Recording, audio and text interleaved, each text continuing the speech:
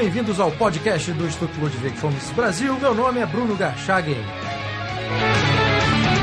Hoje eu converso com Fábio Barbieri, doutor em Economia e professor.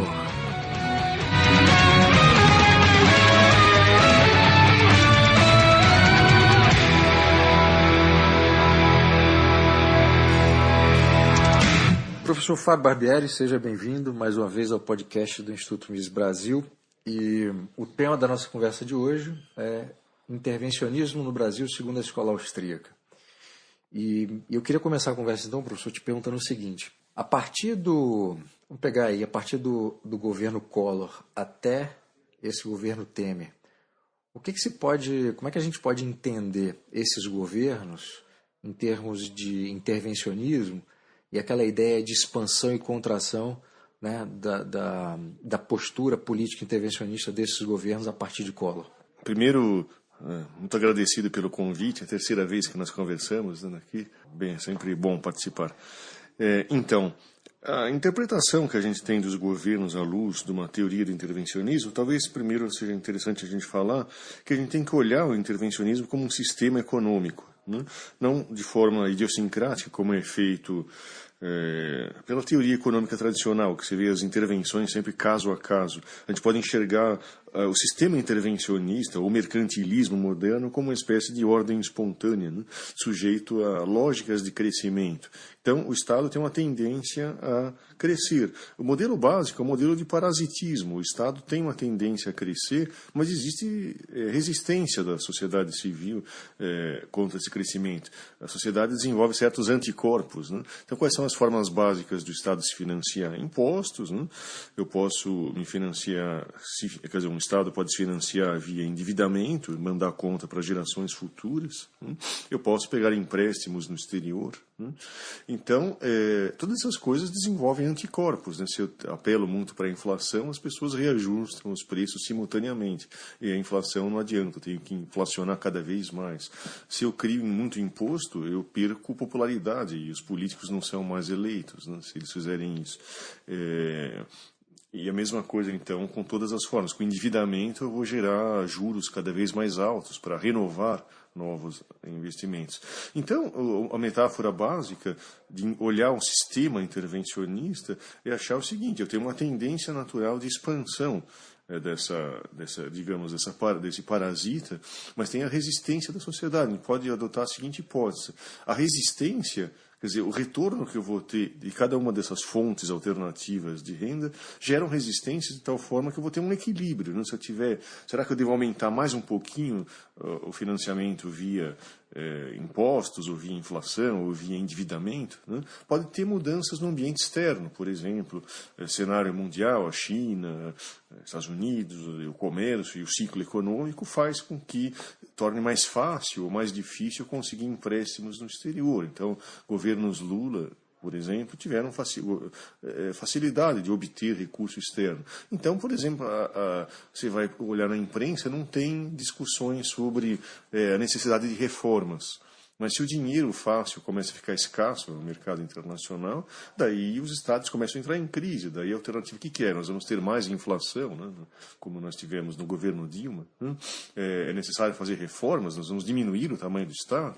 Essa é a preferência liberal, mas ela é suicídio político adotá-lo, né? Dado o clima de opiniões e dada a estrutura de funcionamento do Estado.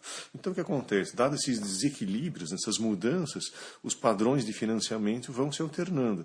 Então, o que eu quero dizer é, independente da ideologia política dos presidentes, dos governantes, eles têm que se adaptar a isso, né? Quais são as fontes novas de eu financiar essa expansão do Estado? Talvez o Estado pare de crescer num governante que seja mais intervencionista, mais socialista, etc., simplesmente porque o sujeito ficou sem alternativas, né? Então, um governo pode ser forçado a ser visto como neoliberal, né, é o termo rótulo geralmente utilizado, simplesmente porque não tem alternativas, né? Nós chegamos finalmente no longo prazo, né? Então, a economia foi tão sufocada pelo Estado, pelos impostos, que tem uma economia que cresce pouco, ao mesmo tempo a situação externa pode piorar, então não é por aí que eu consigo mais recursos. Né? O que resta? De voltar, tem inflação. Então, eu digo, a sobrevivência do sistema político coloca numa lógica situacional, digamos assim, dos políticos, que, de qualquer forma, independente da ideologia, do sujeito que está lá, eu posso ter a preferência de um tipo de política ou do outro. Claro, não estou dizendo que a ideologia é irrelevante, pelo contrário, né? Mas a gente tem que ver quais são os incentivos atuais, em termos de ideologia da sociedade, que tornariam uma certa estratégia que bate de frente com certos interesses estabelecidos de privilégios. Será que a sociedade ela encamparia, ela apoiaria uma reforma impopular? Ou não? O espaço é mais fácil para demagogos. Então depende do grau de memória, inclusive. Né? Dada a experiência com Sarney, ninguém acredita em controle de preços, mas as pessoas que entendem isso já estão ficando velhinhas. Né? Nossa geração, daqui, quando nós ficarmos velhos de fato, vai ter espaço para um novo demagogo controlar preço de novo, que nem acontece, digamos, na Venezuela. Então, outra tragédia é essa memória que vai se dissipando ao longo do tempo. Né? Hoje, qualquer pessoa iletrada sabe que controle de preços não funciona, porque sofreu na carne, né? Mas de repente isso vai ser um jeito de um político sobreviver no futuro, daqui a 20 anos. Né? Então, o que a gente faz na teoria do intervencionismo é olhar como se fosse um biólogo olhando o crescimento de um parasita, quais são as resistências e a lógica desse parasita tentando sobreviver nisso. Então, isso seria possível a gente investigar as opções dos governos. Isso não significa uma solução mecanicista, no sentido que o governo tem que crescer e depois ele tem que diminuir, como se fosse um pêndulo, necessariamente. Eu posso ter uma tentativa de crescer e a circunstância coloca barreiras a esse crescimento. Então o Estado não cresce, mas também não diminui, ele fica lá numa espécie de estagnação secular. Né? Eu posso muito bem ter uma economia que não fazem as reformas que devem ser feitas. Bom, a gente ouve que tem que fazer reformas desde o Plano Real, quando ele foi criado. Bom, vamos conter a inflação, mas no fundo precisa das reformas que tornam o Estado mais enxuto, mais racional. Essas reformas nunca foram feitas para valer. Né? Então, eu gostaria até de fazer um dia uma pesquisa de quanto que aparece no jornal por dia a palavra reforma com a situação do crédito, né? Da facilidade de arranjar dinheiro de outras formas. Né? Então, durante décadas, quer dizer, uma década, na última década, quase desapareceu a ideia de precisamos fazer reformas. Agora é necessário. Então, os políticos, mesmo sabendo que isso não é popular, politicamente falando, vão ser forçados a aprovar algumas reformas. Na Previdência, né?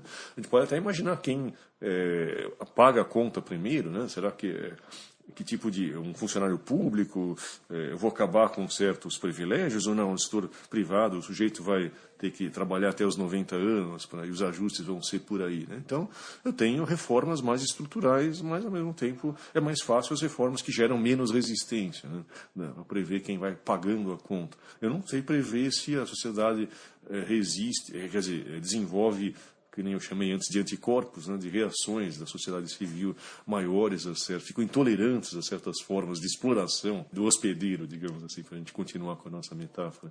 Você falou em controle de preços, lembrando o Sarney, né, que era uma coisa muito evidente, porque o controle de preços estava praticamente em tudo, mas recentemente a gente descobriu uma outra forma de controle de preços que muita gente não sabia, que era o controle de preços da energia elétrica. E quando o rombo apareceu, houve uma necessidade de fazer uma coisa quer dizer, não deveria ter sido controlado o preço, para não estourar no que estourou, e o governo foi obrigado a descontrolar o preço, quer dizer, tirar o controle com os resultados que se prolongam até agora, né? Que a gente está pagando a conta de luz junto com uma seca que foi uma imprevisibilidade da natureza, mas até hoje a gente sofre com isso, né? E foi impressionante, Barbieri, eu queria que você falasse sobre isso, porque nós estamos vivendo aí no início do século XXI, 2017, e o governo brasileiro, como outros governos ao longo do mundo, tem esse poder, né, de definir preço, de controlar preço. É fundamental que, nessa lógica de expansão do Estado, que eu consiga impor custos aos outros da forma mais silenciosa possível. Então, o Estado ele é inerentemente opaco. Você quer saber, eu quero saber qual é o estado fiscal do país. Né? Então, todas aquelas grandezas macroeconômicas que nós temos nos livros textos, eu quero saber, me explique como que o Estado é financiado pelas várias formas possíveis na prática. A ideia de contabilidade criativa imagina isso elevado à 10ª potência. Né? Nós não sabemos, não é? Pega um país maníaco como estatística, como os Estados Unidos, eu tenho a mesma coisa. Nós não sabemos como as estatísticas são feitas e como elas são financiadas de fato. É fundamental esconder isso, é fundamental o que você disse de... nós não sabíamos que estavam tendo aquele controle de preço, que depois geram contas que vão ter uma tendência a explorar, ou seja, vão surgindo esqueletos paulatinamente. Se eu falar o esqueleto está aqui, eu posso evitar estancar o surgimento daquele esqueleto. Né? Então, sempre vai ser alguma coisa que a gente vai descobrir que a conta... Dá para imaginar, né? O BNDES é uma caixa preta, vamos abrir aquilo, de repente o rombo é algo astronômico, de ficção científica. Né? Você espera, ok, mas ainda assim se resolve. Assim, é que nem aquele desenho do Pica-Pau, sabe, que tem a usina hidrelétrica, ele tampa um buraco, nascem mais 2 buracos, ele tampa com outra pata, e daí ele tenta fechar todos os buracos, mas não consegue. Então, quando se fala em transparência do setor público, eu acho isso risível, né? Porque, por mais que tenta fazer sites, o Estado, dada a lógica de que eu tenho que tirar recursos com a menor dor possível, né? Então aquilo tem que desaparecer. Né? Então, controles de preços é uma ferramenta importante. Subsídios é outra coisa. Por exemplo... Imagina um prefeito qualquer, se eu aumentar o preço de uma passagem de ônibus, regulado, tudo pelo Estado, né, naturalmente, de uma passagem de ônibus, a população fica brava. Mas se eu deixar o preço baixo, os empresários que financiam campanha do setor de ônibus também ficam bravos. Né? Então eu tenho um trade-off, né, uma escolha. Né, eu vou obter mais apoio político agradando o passageiro ou mais apoio político apoiando o ofertante cartelizado do sistema de ônibus? Qual é a solução ideal, mais acomodada para um político? É o que ocorre em São Paulo, por exemplo. Né? Você gera subsídios de um sistema que a população tem a sensação que o preço do ônibus está congelado. Né? Independente das ideias tolas de catraca livre, né? Passagem de ônibus gratuita, esse tipo de coisa, né? Eu tenho um sistema explosivo, né? O subsídio ao sistema cresce e aquilo gera um mínimo de custos políticos para o político que está se reelegendo, né? Uma bomba armada que as pessoas não vão... se achar os dados publicados é até difícil você ter acesso a esse tipo de dado. Como eu disse, o Estado é pouco... transparente, ele é opaco, né? Tem a mão invisível do mercado, que é inerentemente invisível. Essa é uma mão tornada invisível. A mão do governo ela tem que ser algo de mágico, né? O truque da mágica funciona quando você não enxerga onde está a mão, né? Então essa é a arte da política moderna para conseguir aumentar esse grau de exploração, né? Minimizando a resistência. Mas uma coisa que nós podemos conversar é isso. Mas o Mises, na teoria do intervencionismo, ele coloca algo como... Bom, até onde eu consigo expandir isso? Bom, eu tenho, de um lado, o que ele chama de reservas de gordura para queimar, né? Um estoque de capital, de uma riqueza da sociedade que permita que você faça bobagem durante um bom tempo e eu posso, no mínimo, comprometer o crescimento econômico do país ao ponto do tempo. Mas tem um fundo de reserva. O que vai acontecendo ao longo do tempo? Esse fundo de reserva se esgota. Ou, com a metáfora que eu coloquei antes, as pessoas vão criando anticorpos, vão se defendendo contra aquelas formas de extração de rendas deles, né? Então, isso gera uma situação que o político vai ficando progressivamente de mãos atadas. De tal forma que, no longo prazo, a gente olha para o passado e vê grandes políticos românticos, né? Sei lá, a gente vê o Getúlio Vargas fez aquilo, o Juscelino fez aquele outro, etc. Mas todas as lambanças políticas que eles fizeram gerações atrás, né? Décadas atrás, nós estamos pagando as contas hoje. Né? Então a gente fala, naquela época existia líderes. Se a gente for olhar na imprensa, cada vez mais se vê análises reclamando da falta de líder, né? Como se fosse uma aguinha, né? Um remédio na sopa, ou alguma geração espontânea de grandes líderes. Na verdade, não existem grandes líderes porque qualquer sujeito que se tivesse o Getúlio Vargas hoje em dia, ele não teria o que fazer, ele estaria com as mãos atadas pela sua própria figura anterior, né? Que atou as suas mãos, no caso seria o próprio presidente. Tá? Então isso vai gerando um processo que diminui as chances de um aventureiro político de fazer coisas que ele possa se dar bem com aquilo. Eu posso adotar uma estratégia que daí eu acabo rapidamente com aquele estoque de riqueza, aquele fundo de riqueza que o Mises fala, né? Que é adotar um populismo extremo, algo à la Venezuela. Né? Mas isso gera uma solução de eu tenho que partir para uma ditadura em uma década ou abandonar o plano. Né? A teoria do Mises tem sempre ou eu expando os controles, que gera uma bola de neve, ou abandona os controles, mas daí abandona o instinto de expansão da intervenção. Né? A todo momento, o político é convidado a fazer essa escolha. Ele tenta escolher a primeira opção. Mas conforme ele vai fazendo isso, cada vez mais ele fica com as mãos atadas. Né? Então isso abre espaço para que haja oportunidades para nós liberais entrarmos em cena. Né?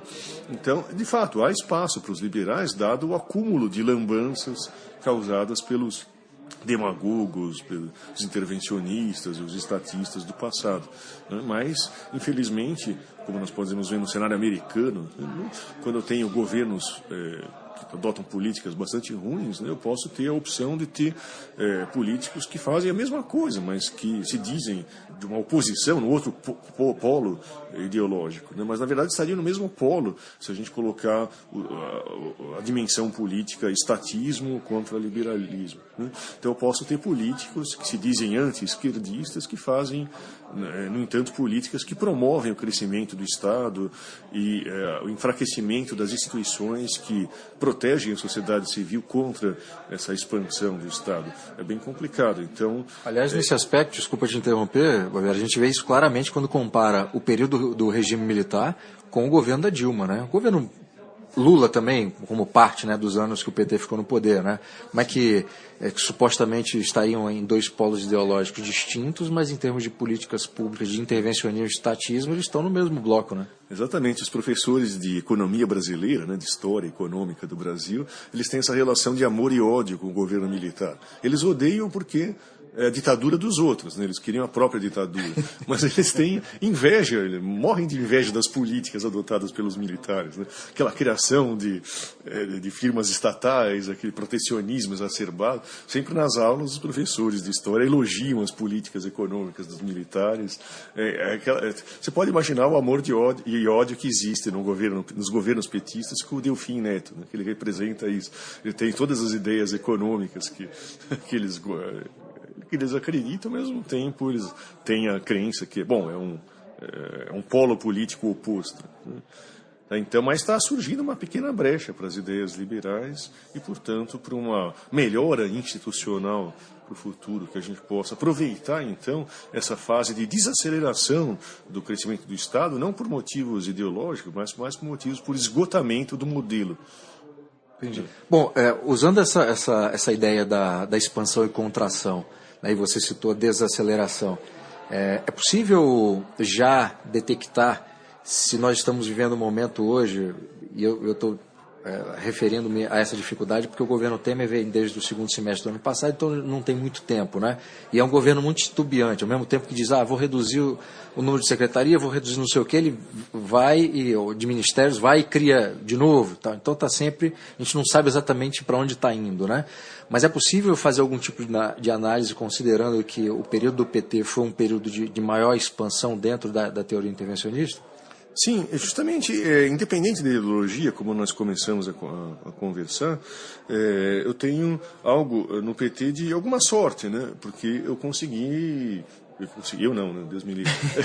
Eu digo, os governos petistas governaram Lula, né? Numa época de abundância de crédito no mercado mundial e a China se expandindo. Né? Então eu consegui adiar a necessidade de reformas. Né? Se não houvesse, eles tivessem iniciado o ciclo petista hoje, depois de 6 meses você diria que Lula é neoliberal. Né? Ia acontecer, quer dizer, o ambiente que diz quais são as políticas que eles deveriam fazer. Então eu diria que o Temer é forçado a ser neoliberal. Eu não acredito que esse termo signifique alguma coisa. Né? Mas, dito isso, a essência é o que você falou, é titubeante. né?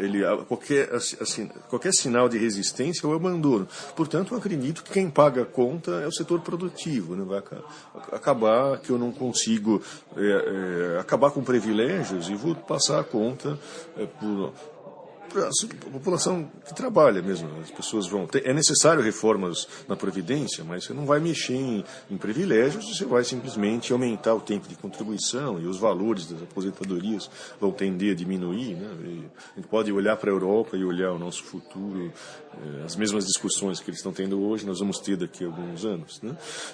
Mas vamos olhar, por exemplo, o Temer comparado com alguém que se coloca como alternativa, como, por exemplo, certos prefeitos. As prefeituras estão todas endividadas, os prefeitos não podem mais fazer grandes obras, né?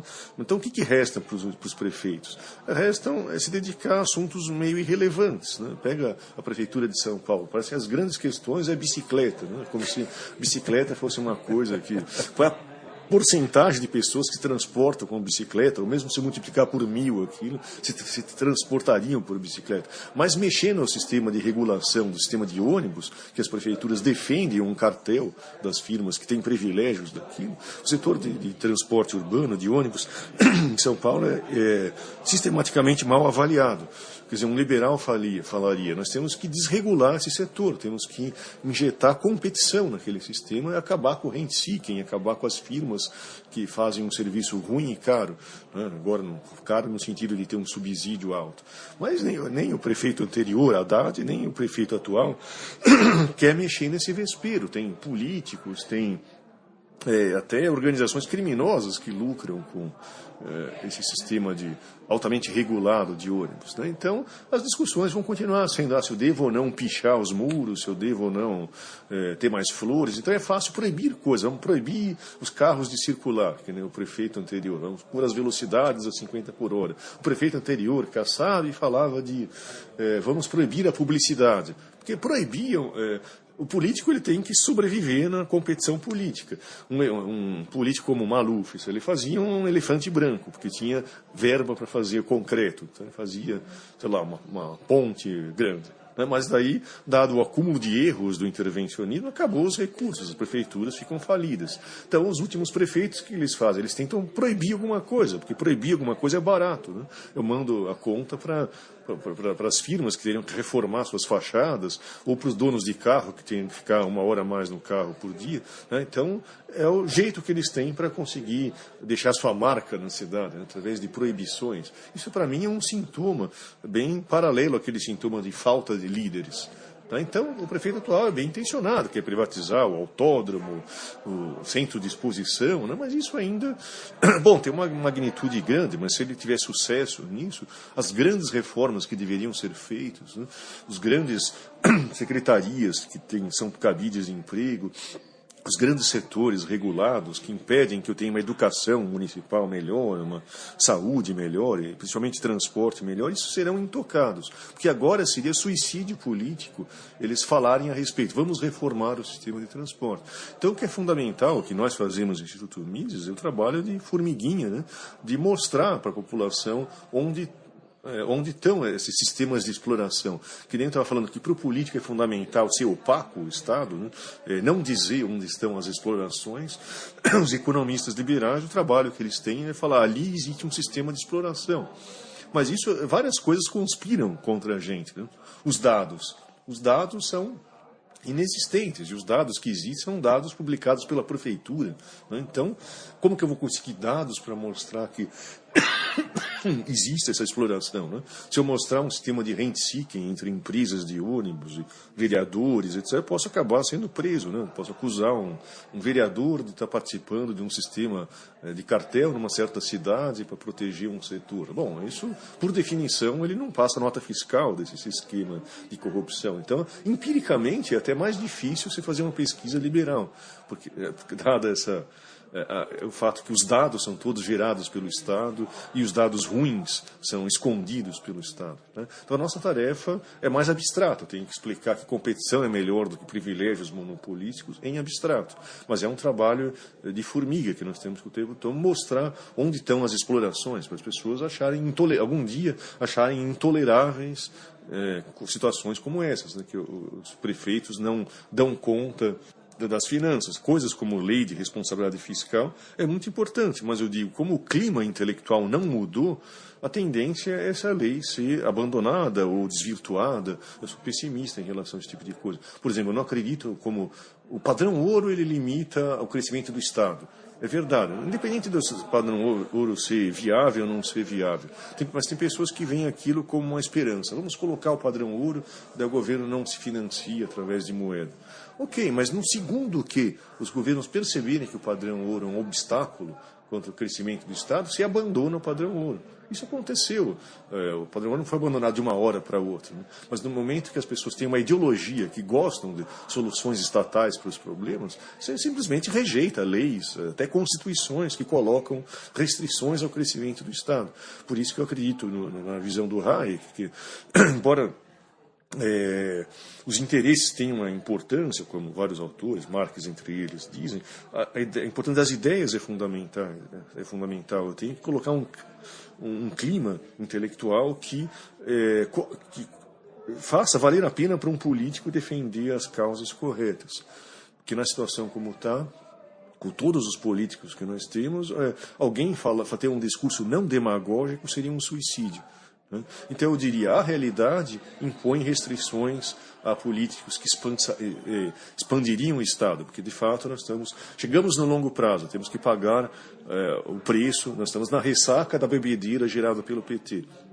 Então não existe espaço. As políticas petistas estão desacreditadas, o partido é desacreditado, suas políticas, todo mundo sabe que aquilo não deu certo, né? Mas eu ainda não vejo um grande movimento a favor do livre comércio, né?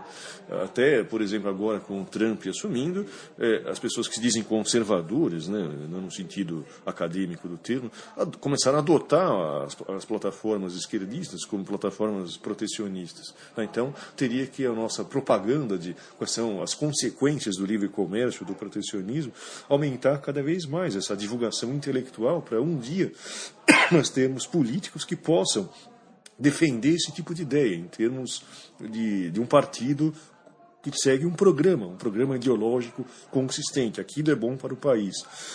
Então, a falência de um sistema intervencionista, ao mesmo tempo que permitiu espaço para o desenvolvimento do liberalismo, ainda esse liberalismo é muito incipiente para gerar uma massa crítica para que nós possamos enfrentar o status quo. Tudo bem. Engasguei. Não tem problema. Depois eu edito. Mas o que é interessante nessa coisa do Trump é que, tradicionalmente, são os conservadores nos Estados Unidos e na Inglaterra que têm essa bandeira do livre comércio e de redução da intervenção do Estado, né? Sim. Estou me referindo a pessoas que se dizem conservadores, mas não são doutrinariamente conservadores. Estou dizendo, simplesmente são pessoas que reagem ao petismo, né? Então eles não têm uma ideologia, eles são órfãos de ideologia conservadora. Coitado, bom, os liberais tiveram seu termo liberalismo roubado pela esquerda americana. Os conservadores também, né? Tem pessoas que não são conservadores, nunca leram os autores conservadores, mas usam o termo conservador simplesmente como as pessoas que se dizem opostas ao que é o principal, né? O principal no sentido do que é o politicamente mais comum, né? Então, essa orfandade se reflete justamente em pessoas. Eu sou contra aquelas pessoas, diz que eu sou contra o Lula. Mas se eu sou contra o Lula, eu devia adotar posições sobre economia contrárias à doutrina do partido, do PT. Mas não, as pessoas defendem as velhas falácias protecionistas, né? Então, isso dificulta nesse sentido que eu preciso ter uma expansão maior de uma alternativa, né? De uma educação que eu tenho que bloquear o furo que existe dentro do próprio MEC para ensinar coisas diferentes do que uma visão de mundo dominada pela esquerda, né? Isso é algo que impede que a fase de contração do Estado no ciclo econômico seja mais efetiva, né? A gente coloca nessa teoria algo como um fator exógeno. Alguns autores tentam modelar o lado da ideologia, né? Então, existe uma modelagem fácil, assim, né? Que é do estilo, quanto menos liberdade, mais valorizada é a liberdade, né? Porque ela é tão escassa. Então, as pessoas leem Mises no leste europeu, né? Até num país...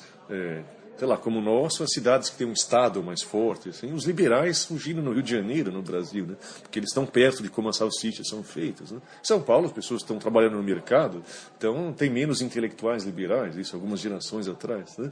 Então, a gente pode imaginar, se tem uma economia americana, é aquela história clássica, né? Sempre tem um sujeito do leste europeu dando uma lição num americano sobre o valor da Constituição americana e das instituições da liberdade em geral. Né? Tá? Então, você pode endogenizar a ideologia nesse sentido, né?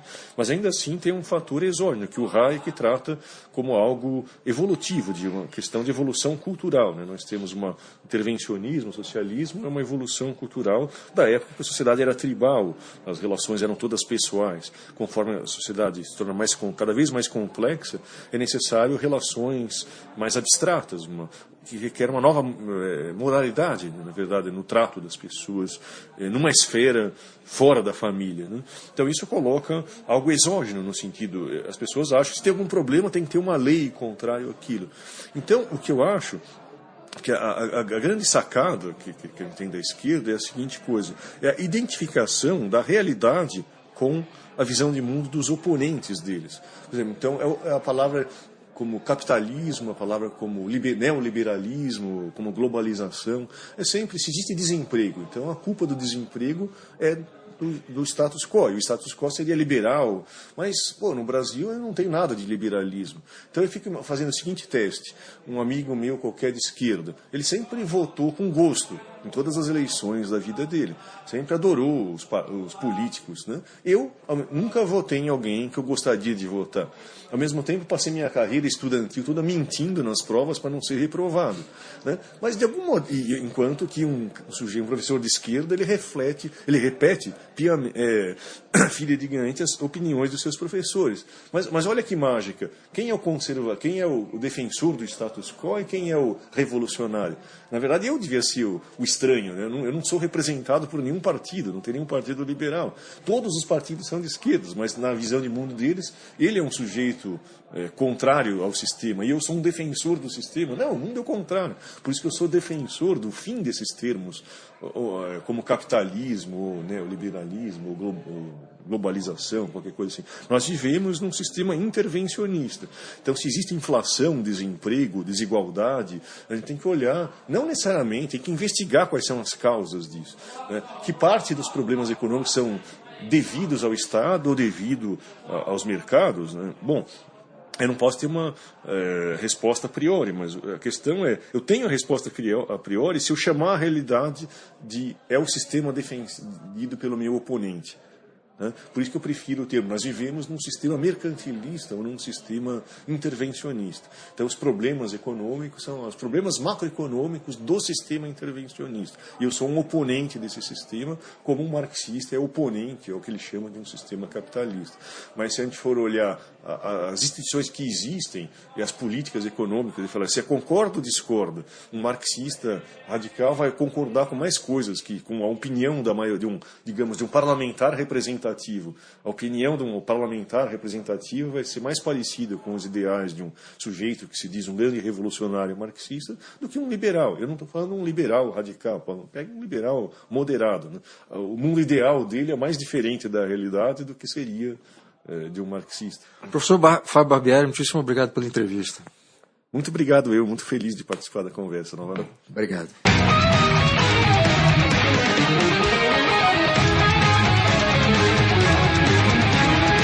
Este foi o podcast do Instituto Ludwig von Mises Brasil. Meu nome é Bruno Garchagen.